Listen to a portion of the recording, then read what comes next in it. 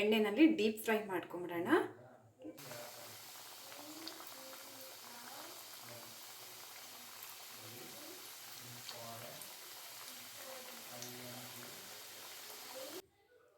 ನಮಸ್ತೆ, TRP Indian ಕಿಚನ್ಗೆ ಸ್ವಾಗತ. ಇವತ್ತು ನಾವು ಮನೆಯಲ್ಲೇ ಹಾಲು ಸಮೋಸನ ಯಾವ ರೀತಿ ಮಾಡ್ಕೊಳೋದಂತ ಹೇಳಿ ನಾನು ನಿಮಗೆ ತಿಳಿಸ್ಕೊಡ್ತೀನಿ. ತುಂಬ ಈಸಿಯಾಗಿ ಮಾಡ್ಕೊಬೋದು, ತುಂಬಾ ರುಚಿಕರವಾಗಿ.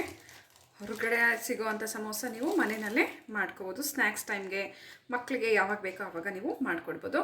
ಮೊದಲಿಗೆ ಒಂದು ಬೌಲಿಗೆ ನಾನು ಮೈದಾನ ಹಾಕ್ಕೊತಿದ್ದೀನಿ. ಮೈದಾ ಹಿಟ್ಟು,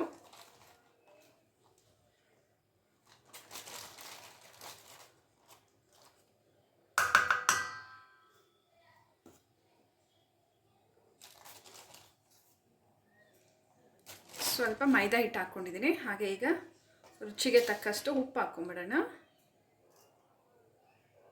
ಉಪ್ಪು ಹಾಕಿದ್ದೀನಿ. ಹಾಗೆ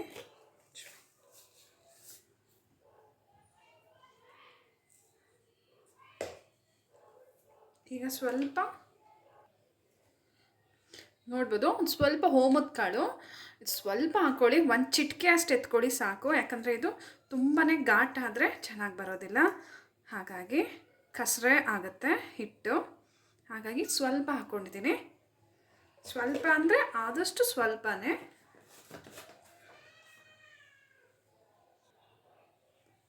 ಈಗ ಸ್ವಲ್ಪ ನೀರು ಹಾಕಿ, ನೀರು ಹಾಕೋದಕ್ಕಿಂತ ಮುಂಚೆ ಹಿಟ್ಟನ್ನು ಈ ರೀತಿ ಮಿಕ್ಸ್ ಮಾಡ್ಕೊಂಬಿಡೋಣ. ಉಪ್ಪು ಹಾಗೆ ಚೆಂದ ಮಿಕ್ಸ್ ಆಗುತ್ತೆ ಹಿಟ್ಟಲ್ಲಿ. ಈಗ ನೀರು ಸ್ವಲ್ಪ ಸ್ವಲ್ಪ ಹಾಕ್ಕೊಂಡು ಹಿಟ್ಟನ್ನು ಮಿಕ್ಸ್ ಮಾಡ್ಕೊಂಬಿಡೋಣ. ನಾವು ಪೂರಿಗೆಲ್ಲ ಯಾವ ರೀತಿ, ಪೂರಿ ಚಪಾತಿಗೆಲ್ಲ ಯಾವ ರೀತಿ ಹಿಟ್ಟನ್ನು ನಾವು ಕಲಿಸ್ಕೊತೀವಲ್ಲ ಹಾಗೆ ಕಲಸೋಣ.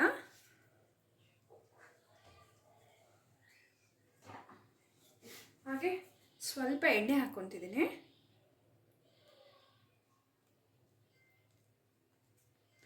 ಒಂದು ಸ್ಪೂನ್ ಆಗೋಷ್ಟು ಎಣ್ಣೆ ಹಾಕ್ಕೊಂಡಿದ್ದೀನಿ.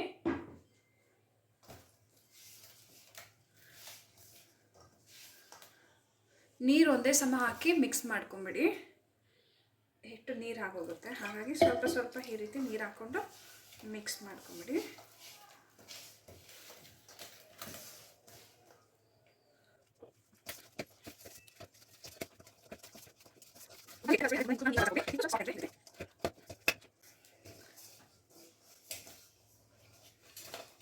ಚೆನ್ನಾಗಿ ಮಿಕ್ಸ್ ಮಾಡ್ಕೊಂಬಿಡೋಣ.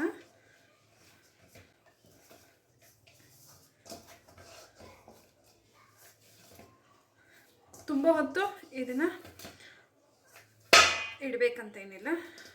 ಆಲೂಗಡ್ಡೆ ಬೆಂದು ಹಾಗೆ ನಾವು ಮಸಾಲೆನ ರೆಡಿ ಮಾಡ್ಕೊಳ್ಳುವಾಗ ಈ ರೀತಿ ಹಿಟ್ಟು ಕಲಸಿಟ್ರೆ ಸಾಕು. ನೋಡಿ, ಈ ರೀತಿ ಅಂಟ್ತಿದೆಯಲ್ಲ, ಸ್ವಲ್ಪ ಎಣ್ಣೆ ಹಾಕಿ ಇಟ್ಬಿಡೋಣ. ಈಗ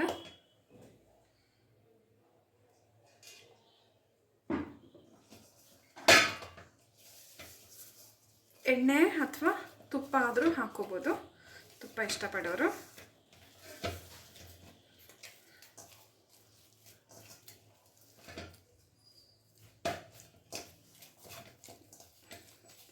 ಮಿಕ್ಸ್ ಆಗಿದೆ. ಈಗ ಇದನ್ನು ಸೈಡಲ್ಲಿ ಇಟ್ಬಿಡೋಣ. ಈಗ ಮಸಾಲೆ ರೆಡಿ ಮಾಡೋಣ.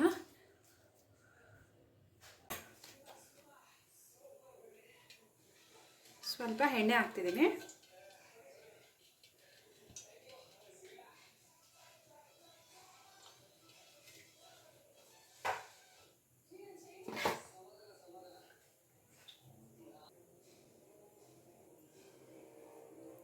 ಎಣ್ಣೆ ಬಿಸಿ ಆಗಲಿ. ನೋಡ್ಬೋದು, ಧನ್ಯದ ಕಾಳನ್ನ 1 ಸ್ಪೂನ್ ಆಗೋಷ್ಟು ಧನಿಯಾ ಕಾಳನ್ನ ಈ ರೀತಿ ಕುಟ್ಟಿ ಎತ್ಕೊಂಡಿದ್ದೀನಿ. ಪೌಡ್ರ್ ಏನೂ ಬೇಕಾಗೋದಿಲ್ಲ. ಹಾಗೆ ಸ್ವಲ್ಪ ಕುಟ್ಕೊಂಡ್ರೆ ಸಾಕು ಈ ರೀತಿ. ಈಗ ಎಣ್ಣೆ ಬಿಸಿ ಆಗ್ತಿರುವಾಗ ಹಾಕ್ತಿದ್ದೀನಿ. ಇದ್ರದ್ದು ಘಮ ತುಂಬಾ ಚೆನ್ನಾಗಿರುತ್ತೆ ಧನಿಯಾ ಕಾಳು ಹಾಕೋದ್ರಿಂದ.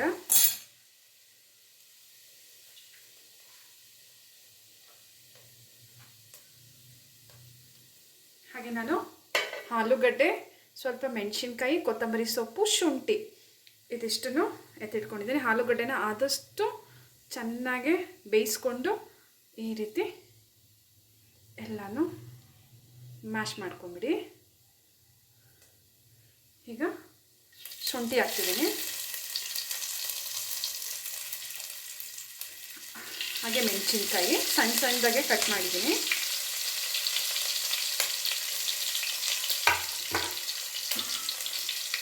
ಹಾಗೆ ಹಸಿ ಬಟಾಣಿನ ಹಾಕೊಂಡ್ಬಿಟ್ಟಿದ್ದೀನಿ ಈಗ.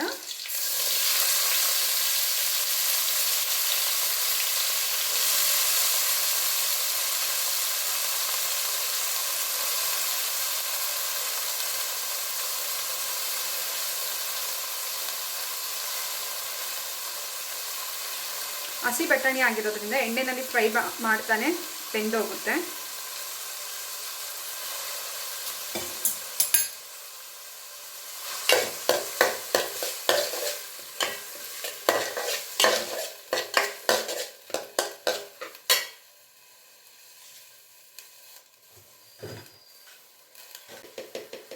ಸ್ವಲ್ಪ ಅರಿಶಿನದ ಪುಡಿ,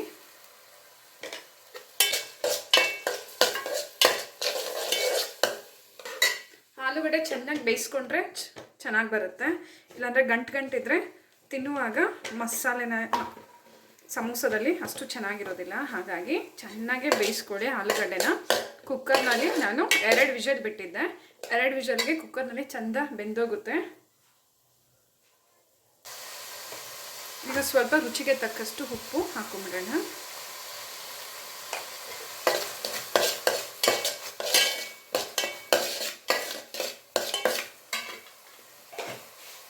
ಈಗ ನಾವು ಬೇಯಿಸಿ ಎತ್ತಿಟ್ಕೊಂಡಿರೋಂಥ ಆಲೂಗಡ್ಡೆನ ಹಾಕ್ತಿದ್ದೀನಿ.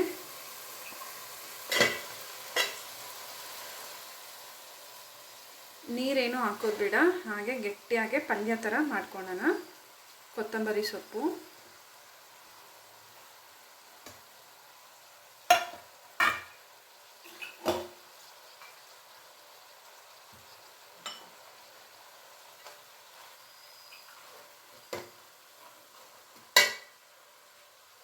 ಚೆನ್ನಾಗಿ ಮಿಕ್ಸ್ ಮಾಡ್ಕೊಂಬಿಡೋಣ ಈ ರೀತಿ.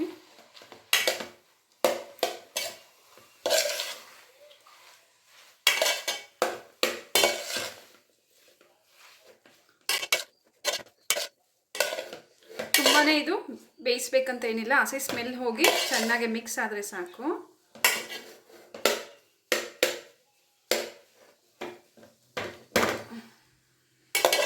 ಮಕ್ಕಳು ತಿನ್ನೋದ್ರಿಂದ ತುಂಬ ಖಾರ ಮಾಡ್ತಿಲ್ಲ, ಹಾಗಾಗಿ ಸ್ವಲ್ಪ ಮೆಣಸಿನ್ಕಾಯಿ ಎಣ್ಣೆನೆಲ್ಲ ಹಾಕ್ತೆ. ಮೆಣಸಿನ್ಕಾಯಿ ಫ್ಲೇವರು ಹಾಗೆ ಅದ್ರದ್ದೊಂದು ಸ್ವಲ್ಪ ಘಾಟು ಖಾರ ಸೇರಿಕೊಳ್ಳುತ್ತೆ ಪಲ್ಯದಲ್ಲಿ, ಹಾಗಾಗಿ ಸಾಕು. ತುಂಬ ಖಾರ ಬೇಕು ಅನ್ನೋರಿಗೆ ಒಂದು ಸ್ವಲ್ಪ ಮೆಣಸಿನ ಪುಡಿ ಹಾಕ್ಕೋಬೋದು. ಈಗ ರೆಡಿ ಆಗಿದೆ ನೋಡಿ ಪಲ್ಯ.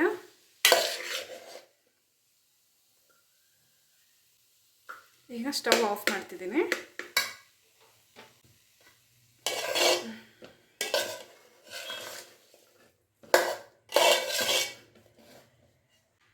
ಸ್ವಲ್ಪ ಪ್ಲೇಟ್ನಲ್ಲೇ ಹಾಕ್ಕೊತಿದ್ದೀನಿ ಈಗ ಇದನ್ನು, ಯಾಕಂದರೆ ಹಾರಿದ್ರೆ ನಾವು ಸಮೋಸ ಬೇಗ ಮಾಡ್ಕೋಬೋದು ಅಂತ ಹೇಳಿ. ಹಿಟ್ಟಲ್ಲಿ ಪಲ್ಯನ ಇಡುವಾಗ ಇದು ಪಲ್ಯ ಒಂದು ಸ್ವಲ್ಪ ಹಾರಿರಲಿ, ಹಾಗಾಗಿ ಈ ಥರ ಪ್ಲೇಟ್ನಲ್ಲಿ ಎತ್ತಿಟ್ಕೊತಿದ್ದೀನಿ.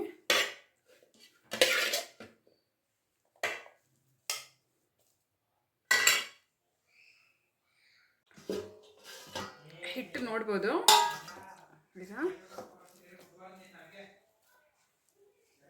ಸ್ವಲ್ಪ ಹಿಟ್ಟು ಎತ್ಕೊತಿದ್ದೀನಿ.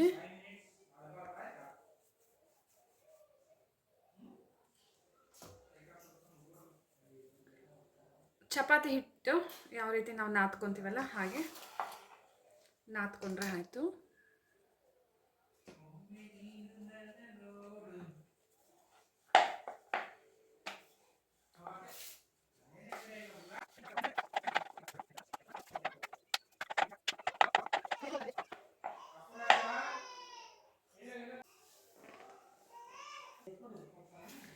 ಈಗ ಇದನ್ನು 2 ಭಾಗವಾಗಿ ಕಟ್ ಮಾಡ್ಕೊತಿದ್ದೀನಿ. ಹೀಗೆ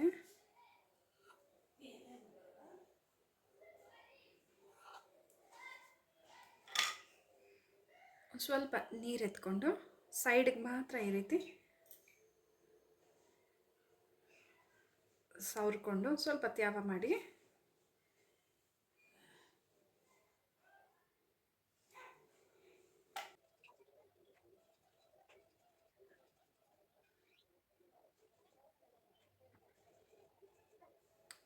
ಈ ರೀತಿ ಕ್ಲೋಸ್ ಮಾಡಿ ಆನಂತರ ಪಲ್ಯನ ಇದರೊಳಗಡೆ ಇಡ್ತಿದ್ದೀನಿ.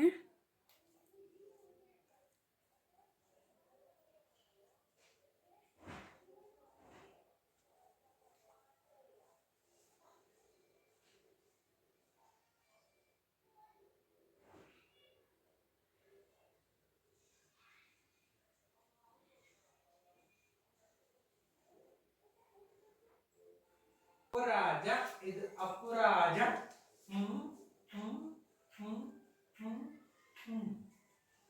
ಅಪ್ಪು ಅಪರಾಜ ಇದು ಅಪರಾಜ.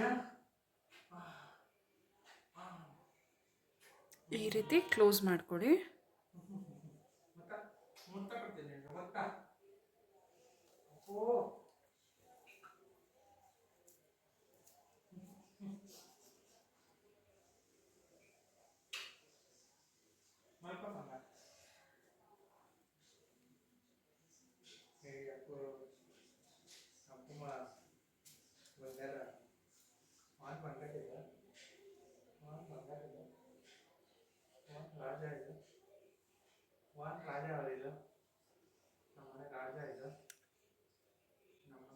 ಈ ರೀತಿ ಕ್ಲೋಸ್ ಮಾಡ್ಕೊಳ್ಬೋದು.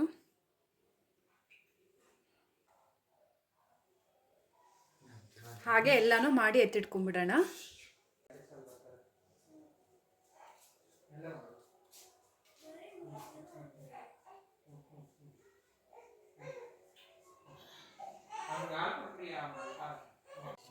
ನೋಡ್ಬೋದು ಎಣ್ಣೆ ಬಿಸಿಗಿಟ್ಟಿದ್ದೀನಿ. ಹಾಗೆ ಎಲ್ಲ ಸಮೋಸಗಳನ್ನ ರೆಡಿ ಮಾಡಿ ಎತ್ತಿಟ್ಕೊಂಡಿದ್ದೀನಿ. ಈಗ ಎಣ್ಣೆನಲ್ಲಿ ಡೀಪ್ ಫ್ರೈ ಮಾಡ್ಕೊಂಬಿಡೋಣ. ನೋಡ್ಬೋದು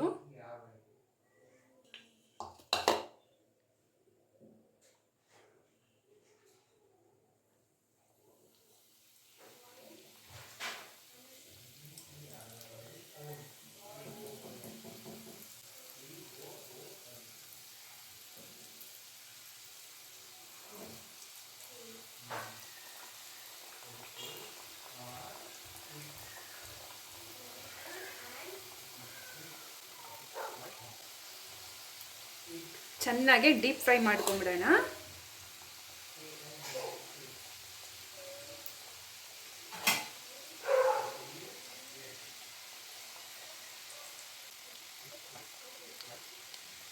ತುಂಬಾ ಜಾಸ್ತಿ ಎಣ್ಣೆನ ಬಿಸಿ ಮಾಡ್ಕೊಳೋದು ಬೇಡ.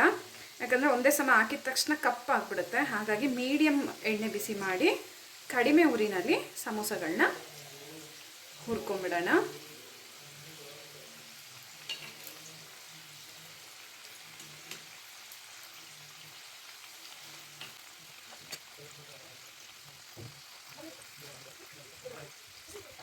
ರುಚಿಯಾದ ಸಮೋಸಗಳು ಈವ್ನಿಂಗ್ ಸ್ನ್ಯಾಕ್ಸ್ಗೆ ಅಥವಾ ಯಾರಾದರೂ ಮನೆಗೆ ಗೆಸ್ಟ್ ಬಂದಾಗ ಈ ರೀತಿ ಟೀ ಟೈಮ್ಗೆ ನೀವು ಮಾಡಿ ಕೊಡ್ಬೋದು ಮನೆಯಲ್ಲೇ.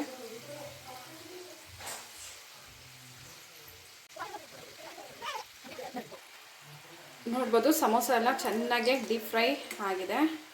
ಕಡಿಮೆ ಉರಿನಲ್ಲಿ ಚೆನ್ನಾಗಿ ಡೀಪ್ ಫ್ರೈ ಮಾಡ್ಕೊಂಬಿಡಿ.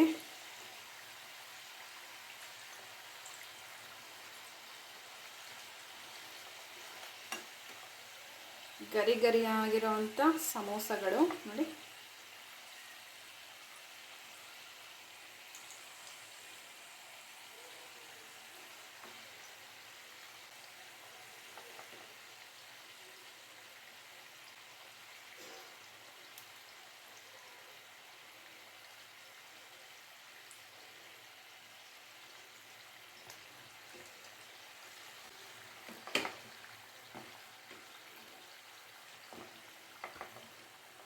ಈಗ ಆಗಿದೆ, ಎತ್ತಿ ಒಂದು ಪ್ಲೇಟ್ನಲ್ಲಿ ಇಡ್ತಿದ್ದೀನಿ. ಈಗ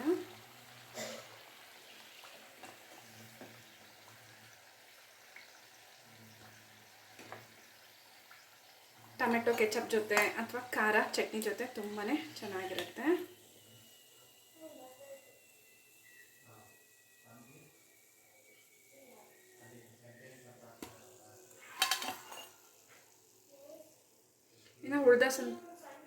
ಇನ್ನು ಉಳಿದಿರುವಂಥ ಸಮೋಸಗಳನ್ನ ಹೀಗೆ ಮಾಡ್ಕೊತೀನಿ.